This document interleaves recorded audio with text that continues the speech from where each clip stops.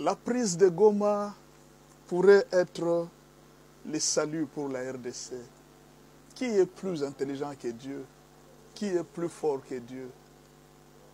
Ils se sont tellement acharnés pour montrer qu'ils étaient forts, qu'ils étaient capables, qu'ils étaient puissants. Mais ils avaient oublié qu'ils étaient en train de creuser leur propre tombe. La prise de Goma, ça va être l'une des grandes solutions. Un cadeau que Kagame vient de nous donner. Kagame vient de donner un cadeau à la RDC. Je pense que Dieu nous a beaucoup aidés pour que Kagame nous donne ce grand cadeau. Un grand cadeau. Merci Kagame. Je félicite le président Félix Tshisekedi pour avoir gardé silence. Vous savez, dans la vie, il faut être très intelligent. Pendant que la guerre se fait, il y a une Mouzalendo qui est partie aux Nations Unies. Parler de la RDC, parler de Kagame. Et tous, ils étaient là. Bon, vous savez, cette histoire de Kagame, bon, on en a beaucoup entendu. Il n'y a pas assez de preuves. Il n'y en a pas assez. Ok, il n'y en a pas assez. Et pendant ce temps, Kagame nous donne une preuve. Lui-même 200. Il fait entrer ses soldats. Le monde entier vient de voir.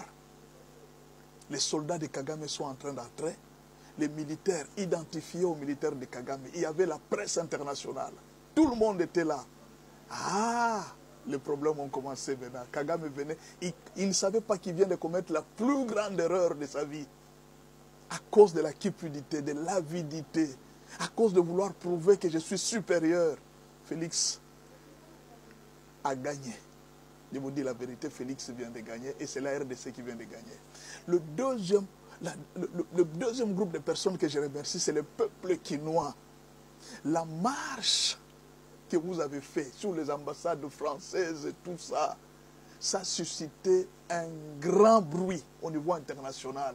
Tout le monde, même celui qui ne connaissait pas l'histoire, a commencé à se connaître maintenant. Ah, donc Kagame avait réussi à convaincre tout le monde à dire que non, voilà, nous ne sommes pas au Congo, nous ne sommes pas au Congo.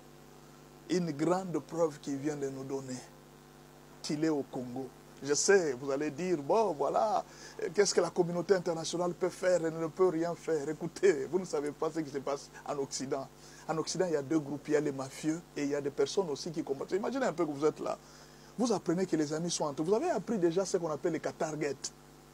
C'est-à-dire les Qataris étaient en train de financer l'Union européenne pour commencer à faire passer des lois. Et maintenant, là, on est en train de parler du Rwanda Gate. C'est une histoire où le Rwanda était en train de financer les députés européens pour qu'ils fassent taire cette histoire-là. Maintenant, il y a un député dernièrement qui est passé. Il a dit, comment expliquer que le Rwanda est en train de faire des dégâts au Congo et vous êtes en train de lui donner des moyens, l'Union européenne est en train de signer des grands contrats. Écoutez ce que le chargé des affaires étrangères de l'Union européenne a déclaré. Il dit ceci. Il dit, je ne connais pas cette histoire. Même les rapports que l'ONU a fait sur le Rwanda, je ne connais rien de tout ça. Rien du tout, je ne connais rien. En tout cas, cette histoire, je ne connais rien. Les députés européens, ça va, il dit, comme tu ne connais rien, il n'y a pas de problème. Et maintenant là, les députés européens ont décidé. Il a dit, voilà ce qui s'est passé à Goma. Voilà une preuve. Ce que vous aviez nié, il dit, aujourd'hui, je suis en train de lui amener maintenant les documents. Il dit, aujourd'hui, comme ce qui vient de se passer à Goma, je vais lui amener tous les documents. Je lui amène tous les documents possibles. Juste à son bureau à Bruxelles, je vais lui reposer les documents, les rapports mapping, et on va voir ce qu'il va encore dire. L'avantage, c'est quoi de prendre Goma? Même si nous allons reprendre Goma après, je sais qu'on va reprendre Goma. Leur joie, c'est une courte joie. Ils sont en train de fêter pour une courte joie. Au moins, ça nous a permis, nous, d'avoir une grande preuve que monsieur est pris sur le piège. Je sais que plusieurs personnes sont en train de voir encore Kagame régner pendant très longtemps. Il a pris Goma, il va venir sur Kinshasa. Oui, il y a même des gens qui disent ça. Oh, Kagame est au Congo-Brazzaville, il est venu pour attaquer Kinshasa. Il n'y a pas de problème, c'est possible, il peut y avoir des militaires. Mais aussi, pourquoi vous ne voyez pas de notre côté? Ça peut être aussi que Kagame est venu négocier pour son départ. On ne sait pas peut-être ce qui va se passer. Parce qu'au moment où je parle, peut-être il y a beaucoup de gens qui ne parlent pas. Il y a une rébellion qui est née au Rwanda. On n'en parle pas parce qu'on est aveuglé par la situation de Goma. Il y a une rébellion qui est née au Rwanda.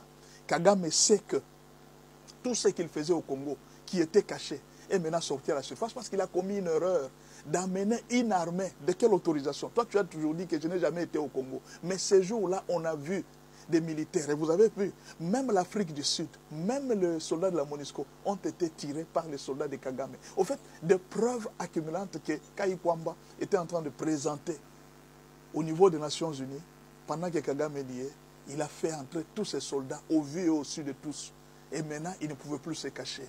Ça, c'est un cadeau qu'il a donné à la RDC. Vous allez me dire, il dit, mais pasteur, tout ce que tu dis là, ce sont des histoires. Il n'y a pas de problème. Parce que vous, pour vous, vous voyez toute la distraction. Vous ne savez pas ce qui a fait monter Kagame. Ce sont ces gens-là que vous appelez distraction, les gens de l'ONU. Ce sont eux qui avaient donné l'embargo des armes contre Kabila. Ce sont eux qui avaient mis les pays, la RDC à genoux. Les combats, c'était quoi? Ils étaient en train d'empêcher Félix Tshisekedi au mois de janvier de changer la Constitution, de commencer cette histoire de la Constitution. Parce qu'ils savent que si vous changez la Constitution, comme ils ont commencé à combattre Kabila avec le code minier, si aussi on arrive à changer la Constitution, ça sera fini. Ils vont perdre la RDC. Alors, je félicite le président Félix pour avoir gardé silence. Vous savez, quand nous, les Congolais, il y a un esprit de colère, nous nous fâchons vite, et tout ça, il doit agir. Non, non, il a gardé silence. Laissez les choses se passer. Les choses se sont bien passées. Le monde entier a eu de preuves. Et maintenant, il peut parler. Je félicite monsieur le professeur Njoli. Il a demandé au président Félix, il dit, bon, vous pouvez activer l'article 64 maintenant. L'article 64, c'est-à-dire autoriser à tout le monde de défendre le pays. C'est-à-dire, celui partout où vous êtes au village, chacun peut prendre des armes, des flèches. Tous les moyens sont bons pour défendre le pays. C'est l'article 64. Il peut mettre cet article. Donc, la joie qu'ils ont, c'est une courte joie. Ceux qui sont en train de fêter, les gens voient Idang en train de faire une conférence de presse. C'est vrai, il fait une conférence de presse. C'est leur pays et tout ça. C'est une courte joie. Le propriétaire, c'est lui qui les a envoyés. Il s'est rendu compte en retard qu'il a commis une grande erreur. L'Allemagne déjà, nous sommes dans l'Union européenne. Vous savez, l'Allemagne, c'est le plus grand contributeur. L'Allemagne a déjà dit, nous avons rompu avec les contrats que nous devions faire avec toi. Un contrat de près de 300 ou 400 millions. Il dit ça, on ne va plus faire avec toi, tant que tu es en RDC. Alors que hier, l'Union européenne était en train de nier, nous ne connaissons pas cette histoire-là. Les vérités commencent à sortir. Et ça, c'est un grand cadeau. La prise de Goma peut sauver la RDC. La prise de Goma peut sauver notre pays de tout ce qui vient de se passer. Ce que vous voyez là, c'est une courte joie. Attendez, vous allez voir la réplique. Parce que le monde entier était en train de nier. Maintenant, le mafieux, certainement, ils vont reprocher à Kagame l'erreur qu'il a commise. Pourquoi tu es parti à te montrer jusqu'à envoyer tes militaires jusqu'à Goma? C'est une grave erreur. Maintenant, là, tu nous as mis à nu. Tout ce que nous faisions est maintenant à nu. Ils étaient en train de faire avec des... Ils avaient déjà tout placé pour que toute personne... Vous savez, on appelle ça le bashing. On vous a déjà couvert. Personne ne peut voir tout ce que vous pouvez donner comme rapport en RDC. Personne ne va vous écouter. Et aujourd'hui, il faut féliciter le silence du président Félix. Parce que s'il disait, il parlait le jour où Goma était tombé, le 2 jours, s'il pouvait parler, peut-être il allait sortir des paroles qui pouvaient le conduire en erreur. Peut-être il pouvait dire, bon, nous déclarons la guerre, nous attaquons les Rwandais. Les Rwandais allaient avoir des raisons, allaient avoir une raison pour dire que non, les FDLR et tout ça. Maintenant, tu es parti à Goma faire quoi? Qu'est-ce que tu es parti faire à Goma? Tu as suivi toujours les FDLR? Voilà, il a confirmé lui-même que c'est moi les M23. Or, c'est quelque chose qu'il a nié depuis des années. Ce n'est pas un problème. Je sais que ce que là où vous allez en venir, pasteur, nous sommes fatigués avec des discours. Oui, c'est l'ONU qui a donné à Kagame tout le pouvoir que vous voyez là. C'est l'ONU. C'est la communauté internationale. Tout ce que vous voyez Kagame, on lui a même donné l'avantage de garder ses soldats au niveau international. Il envoie des soldats de casques bleus au niveau international. On lui a donné tous les avantages possibles. Maintenant, quel est l'élément qui va couvrir Kagame? Entre eux, la guerre a déjà commencé.